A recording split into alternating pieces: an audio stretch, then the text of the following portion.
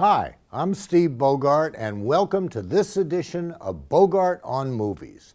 The first movie I want to talk about today is one that could garner another Oscar nomination for Anthony Hopkins as Alfred Hitchcock in the movie Hitchcock. I really liked this film, but I loved Anthony Hopkins. Here's a clip with Hopkins as Hitchcock inviting the press to lunch to tout his new movie, Psycho. All of us harbor dark recesses of violence and horror. Fascinating, isn't it? When the Wisconsin Police Department raided Mr. Gein's farm, they opened the door and voila, they discovered 10 female heads with the tops sawn off. Pass these around, would you, and have a look. Masks of human skin, a pair of lips on a drawstring for a window shade. Oh, yes, in a jug containing human noses. Is this really going to be your next picture, Mr. Hitchcock? Well, that is my intention, yes, madam. My only wish is that Ed Gein looked a little more like William Holden instead of Elmer Fudd. By the way, try the finger sandwiches. They're real fingers. Bloody hell. How much fun was that? And yes, the Edward Gein Hitch is talking about in the clip is the same cannibal serial killer you saw in The Silence of the Lambs. And he was Hitchcock's inspiration for Psycho. But if you're looking for blood and guts, car chases, things blowing up, lots of guns and edge-of-your-seat thrills, this film isn't for you. This one's all about fine performances. Here's Scarlett Johansson as Janet Leigh, being offered the job by Hitchcock and his wife Alma, played by the wonderful Helen Mirren. I have a concern or two. Well, I'm an actress, of course, but I'm first a wife and a mother. And I'm just curious to know, how are you going to shoot this shower scene?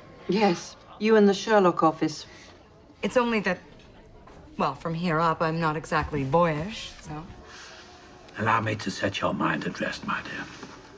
I will be shooting short bits of film from various angles.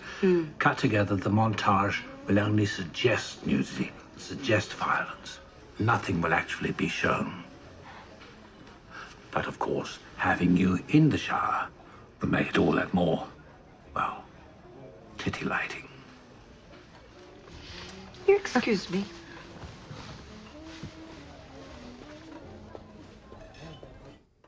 Now, the critics complain that Hopkins' performance is just a load of prosthetics that make him look the part. But I disagree. He is Hitchcock. Mirren, Scarlett, Danny Huston, and Jessica Biel are all so wonderful. So if what you're looking for is some fine acting and a really fun movie, go see Hitchcock. I promise you won't be disappointed. I give it a pretty good 3.5 out of 5.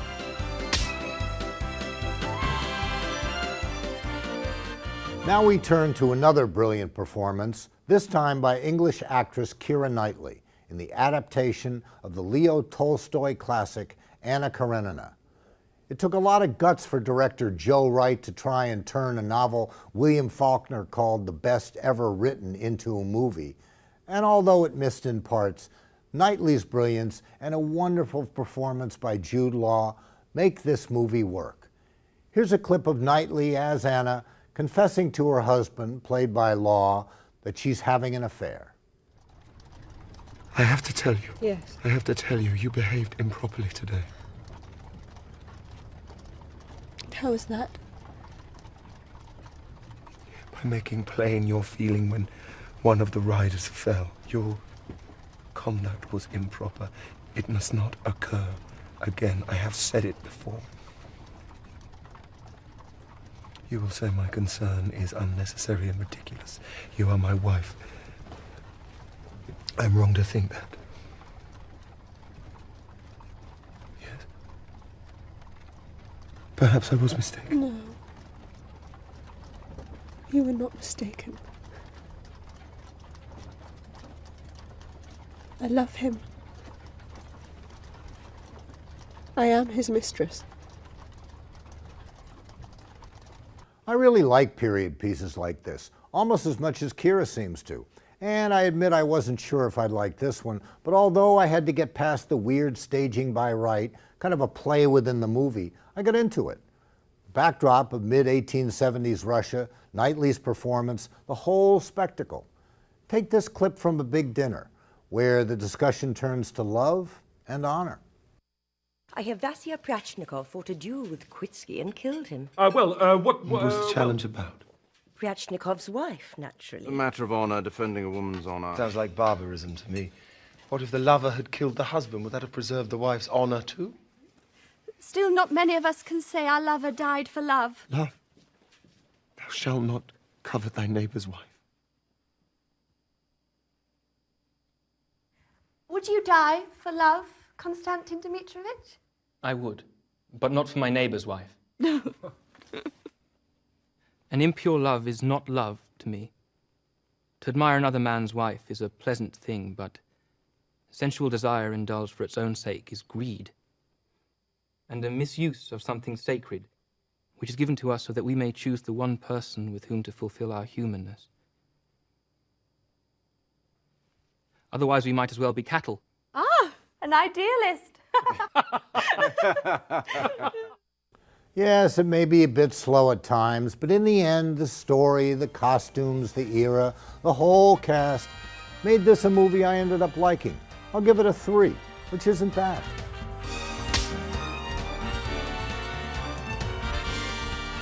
Next up, a movie for the whole family, and it is definitely in the Oscar hunt.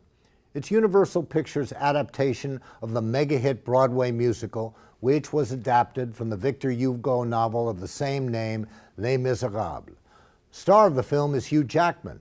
He plays Jean Valjean, the released prisoner who could absolutely get a nomination. Russell Crowe is the Inspector Javert, who's dedicated to putting Valjean back in prison. Now, prisoner 24601, your time is up and your parole's begun. You know what that means. Yes, means I'm free. No. Follow to the letter your itinerary. This badge of shame you'll show it till you die. It warns you're a dangerous man. I stole a loaf of bread. My sister's child was close to death. We were starving. You'll starve again unless you learn the meaning of the law. Know the meaning of those 19 years. A slave of the law. 5 years for what you did. The rest because you tried to run. Yes, 24601. My name is Jean Valjean. And I'm Javert. Do not forget my name. Do not forget me. 24601. Look down, you'll always be a slave. Look down, you're standing in your grave. Anne Hathaway, a definite nominee and the possible Oscar winner, is young Cosette's mother turned prostitute. Yes, it's true. There's a child, and the child is my daughter. And her father abandoned us, leaving us flat. Now she lives with an innkeeper man and his wife, and I pay for the child. What's the matter with that? At the end of the day, she'll be nothing but trouble. And there's trouble for all, and there's trouble for one. While we're earning our daily bread, she's the one with her hand in the butter. You must send the sons away, or we're all gonna end in the gutter, and it's us who have to pay. At the end of the day, I might have known the bitch could bite. I might have known the cat had claws. I might have guessed your little secret. Ah, yes, the virtuous Fantine, who keeps herself so pure and clean. You'd be the cause, I had no doubt, of any trouble hereabout. You play a virgin in the light, but need no urgin in the night. she's been laughing at you while she's laughing at me. She'll be nothing but trouble again and again. You must sack her today. Sack the girl today. Right, my girl, on your way. Monsieur le maire! Monsieur le maire! Monsieur le maire! Monsieur le maire! Hey, Monsieur hey! le maire! I have a child! Hathaway is terrific, and don't be surprised by Russell Crowe's singing. He's always been into music and was the lead singer of his band 30 Odd Foot of Grunts. Not the best voice, but I love the fact that he's got the guts to tackle the role. The movie also features Eddie Redmayne, My Week with Marilyn, Helena Bonham Carter, and Sacha Baron Cohen. Yup, Borat. This is entertainment with a lot of talent. Great for the whole family. It is a musical, and one you should put on your must-see list. Now here's one at your theaters which probably will not be in the Oscar lineup. Even if it does give an outside shot to Bill Murray at a nomination, director Roger Mitchell's Hyde Park on Hudson. It's about President Franklin Roosevelt's relationship, which turned to an affair, with his cousin, Margaret Suckley, played by Laura Linney. And it's also about one weekend in 1939, just before the beginning of World War II, when England's King George VI and Queen Elizabeth come to FDR's home for the weekend. Is my wife behaving herself? Yes, Has my mother calmed down? she's fine. It's like a madhouse. Don't worry. All's quiet on the upstairs front.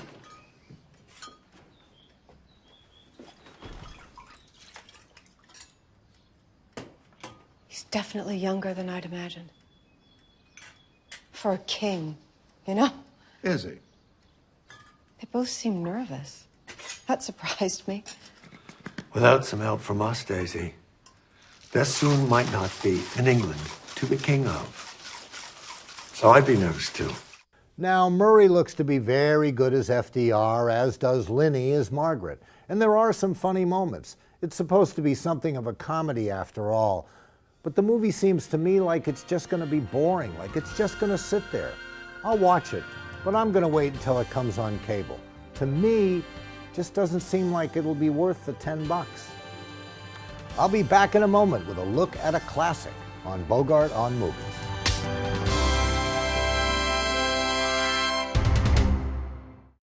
On PBS, it's a stunning new season, starting with the impossible-to-resist Downton Abbey. Nothing succeeds like excess. An engrossing story of defiance and courage from American experience. It is not light that is needed, but fire. And a series filled with role models for all women. We were breaking new ground. This season, there's only one place that can take you any place. Isn't it wonderful?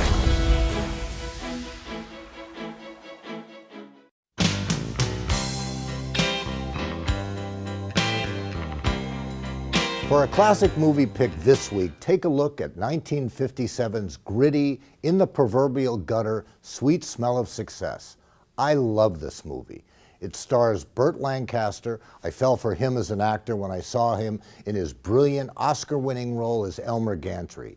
He stars in this film as uber-powerful New York gossip columnist J.J. Hunsaker, and Tony Curtis as the scraping-the-bottom press agent Sidney Falco. If you had any doubt about Tony Curtis's talent, you won't after you see this movie. And Lancaster, well, he was Lancaster at his best. May I ask you a naive question, Mr. Falco?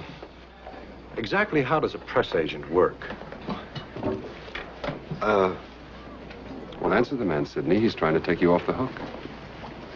You just saw a good example of it, Senator. A press agent eats a columnist dirt and is expected to call it manna. But don't you help columnists by furnishing them with items? Sure. A columnist can't do without us, except our good and great friend JJ forgets to mention that. You see, we furnish him with items. What, some cheap, gruesome gags? You print them, don't you? Yes, with your clients' names attached. That's the only reason the poor slobs pay you, to see their names in my column all over the world. Now I make it out you're doing me a favor? I didn't say The day I can't get along without a press agent's handouts, I'll close up shop and move to Alaska lock, stock, and barrel. The movie revolves around Falco, whose business is failing, whose clients are dwindling, and who will do anything to get back on top. He can't get his clients into Hunsaker's gossip column. Falco is done, so he agrees to do some real dirty work for Hunsaker, to set up the boyfriend of Hunsaker's sister, that's jazzman Steve Dallas, to break the two up. By the way, you'll recognize Steve Dallas. He's played by Martin Milner, who you'd see later on TV as Pete Malloy in Adam 12. Remember? One Adam 12, one Adam 12. Those of us a little older would also remember him as Todd Stiles in the TV series starring Broderick Crawford, Route 66. Looks like a wedding.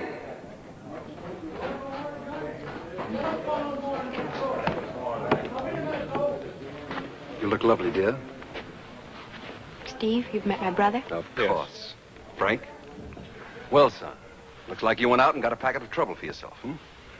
You've been very kind about it, Mr. Hunsaker. Give Susie credit for that. I took her word there was nothing to the smear. As a matter of fact, I'll have plenty to say about smears on my show today. And that's why I'd like your personal assurance, too. Mr. Hunsaker, there is nothing to the smear. You have my sincere word. I'll buy that. Now, you do me a favor. Be good to my kid sister. Yeah, she's had a lot of trouble for a kid. Susie has her girlish secrets. But in her heart of hearts, I imagine, Dallas, she fancies you in an uncommon way. And there are a couple of cameos to look for as well. Famous American playwright and co-screenwriter Clifford Odets, who also went before Congress in 1952, as did my father, during the Senator Joe McCarthy-led communist witch hunt hearings. He stars as a man outside a theater. Odets also, by the way, had an affair with Fay Wray of King Kong fame. There she is. Talk about film noir, this is one of the best. And my favorite, best line? I like Harry, but I can't deny he sweats a little. Don't try to come back or I'll throw you out again. Just a minute, my hat's in here and I paid you. Leave him alone! I love this dirty town. J.J. Hunsaker, Burt Lancaster, I love this dirty town. Lancaster does it a lot better than I do. Great line, great stuff, great movie. Now it's time to hear from you, the viewer. Gerda in Del Rey asks, why do so many stars get involved in politics? Why should we care what they say? Well, Gerda, who was it that said, I may not agree with what they say, but I'll defend with my life their right to say it? That's the way I feel. We don't really need to care what they say. We don't need to take it to heart, but we have to defend their right to say it so they can say what they want. As to why they get involved in politics, why does anybody? Everybody has opinions, stars, show business people, just the same as everyone else. Meredith in Boca says it costs too much to go to the movies. A lot of people can't afford it. That's true. To get more people to go, why can't they lower prices? Meredith. A trip to the movies is like 2 fast food meals. Have you ever been to a baseball game in the middle of the season? It costs $150 for 2 people, including food, and you're sitting there bored half the time. This is great entertainment, $10 a person. You can't beat it. It's not too expensive if you like good entertainment, and movies are exactly that. If you want to ask me about movies, or you have something to say about them, just write me at stevebogart@wxel.org.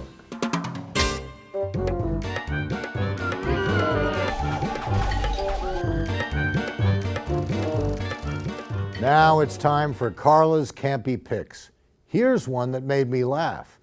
It's called The Creature from the Haunted Sea. Watch the guy who looks just like and mimics my father. Except this guy has no talent and went nowhere.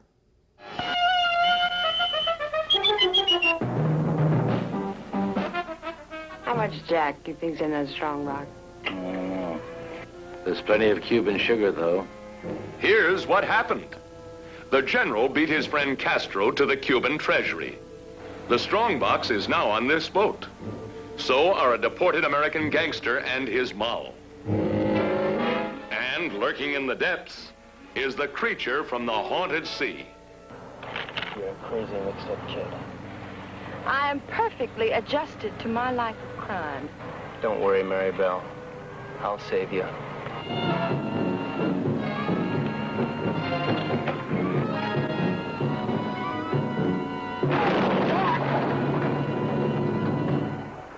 It's all right. Be calm, everybody. The boat's insured.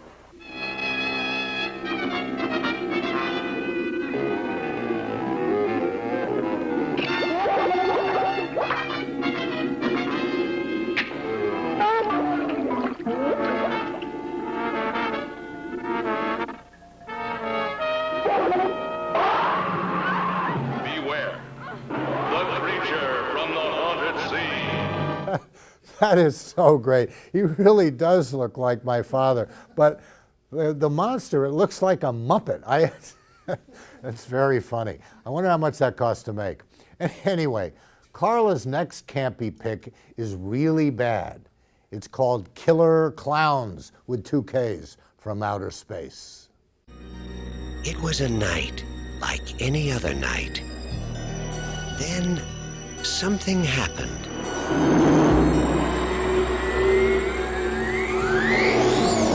You see that? Something different. It's no shooting star. Why here? Why now? Why clowns?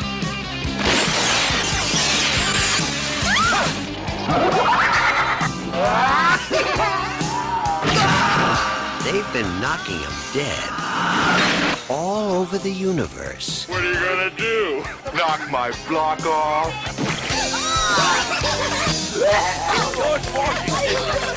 Soon they'll be doing it at a theater near you. Killer clowns from outer space.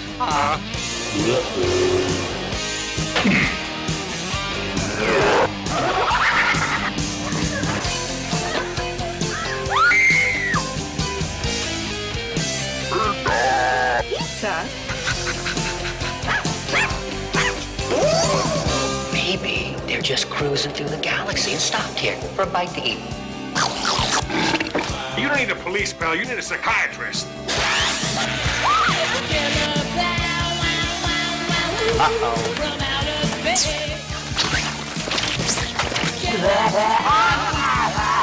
They want to play games? They're messing with the wrong guy. What are you in for? Killer Clowns from Outer Space. It's crazy. That was great. That was John Vernon, the guy you recognize. They were actually shooting popcorn guns, and one of the lines from the movie is, "But they're shooting popcorn guns." Well, what do you expect? They're clowns. That's great stuff. For my pick this week, I'm going to highlight one of my favorite actors and a great movie for the whole family. I'm talking about the king of cool, acting icon Steve McQueen and 1963's Great Escape. Hold on to yourself, Bartlett. You're 20 feet short. The hole is right here in the open. The guard is between us and the lights.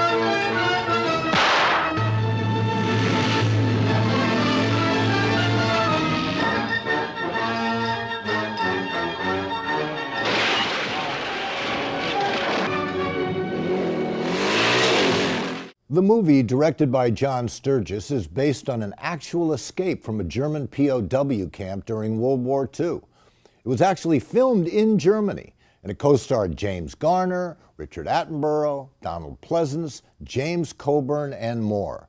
But McQueen stole the show. It's easy to see why this cemented his status as a superstar. And the motorcycle scene? That was McQueen doing the stunt himself. No stuntman. How cool is that? Well, next week it's Oscar nomination time. I'll give you my take on who got what they deserved and who was, well, you know. Thanks for watching. I'll see you next week on Bogart on Movies.